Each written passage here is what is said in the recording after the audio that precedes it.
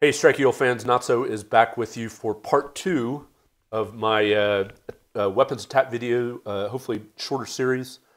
So what we're going to do on this one is we're going to do the left-hand side of the card that I did in part number 1. If you recall, we did the 20-degree low drag attack on the previous video. Today we're going to do the lead side, doing the 10-degree high drag. This time I changed the target up a little bit. It's an SA8 that we're going to drop 12 MK82AIRs on doing the 10-degree high drag. So if you recall from the previous video, the important stuff we need to remember is at 3.6 nautical miles we're going to pull up. We're going to check 30 left. We're going to pull up to 15 degrees.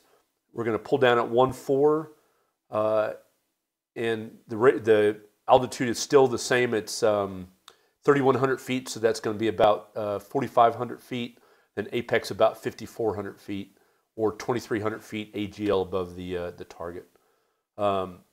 Same thing as before, we're going to pull down, we're going to freeze the flight path marker along on the target, and then let the pipper track up to the target. Hopefully we don't get shot while we're trying to do this. As before, I've planned my attack axis to use terrain masking until the last minute when I pull up to do the unmask, and then we'll use the pull up to try to find the target. The biggest difference between the high drag and low drag is obviously the high drag you're going to drop a lot lower. It's in some ways it's actually better for a high threat area because you're going to expose yourself a lot less. So you're going to delay the pull up by about a mile and a half, and you're going to be up in the air or up away from the ground a lot less time. The reason this is designed this way is just for aircraft deconfliction, but if you're doing a single attack against a SAM threat or something, the high drags may be the better way to go because you're not climbing for quite as long. All right, without further ado, let's go ahead and take a look at the packs. Okay, so you can see here we've got the pack set up just like the card, so 12 Mark 82 high drags. Quantity 12. This time I've got C-dip ripple moldable just to get the bomb density for that single SA8, and I've got nose tail. Remember, on a high drag, if I set nose tail, I'm going to always get the lanyard for the fins to pull, so I get the high drag. If I were carrying Mark 82AIR and wanted them in a low drag configuration, I would select nose only for that. And then I've got 80 feet spacing between the pairs of the bombs that I'm going to drop. All right, so let's get the show on the road. Okay, so we're coming in here. We're doing some good terrain masking just to stay away from the threat for as long as possible.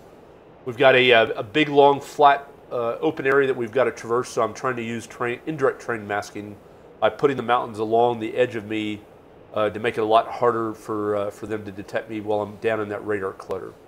So we're turning inbound now to the target, so IP to target leg. Remember, we're going to pull at 3 points, or we're going to check away at 3.6. So now, checking 30 degrees left and up, pulling to 15 degrees. Over pulled that a little bit. Let me get back down. Biggest thing is we want to look out while we're up high looking for the threat. I'm looking for the target so you can see that single SA8. Putting chaff out now on a good 10-degree wire. And looking for a good pickle. Bombs are gone.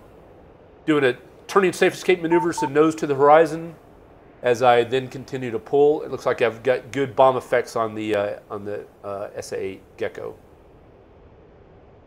Getting back down behind terrain masking, you never know what else is out there to shoot at us. So again, I'm trying to use every bit of terrain I can to try to get away from any kind of threats. Looks like I've got the SA8 is dead, and that, ladies and gentlemen, is your attack. And bada bing, bada boom, SA8 is dead. All right, that's quick and dirty for the 10-degree low, or I'm sorry, 10-degree high drags, and we will leave it there, and we'll see you again next time. Notso's out.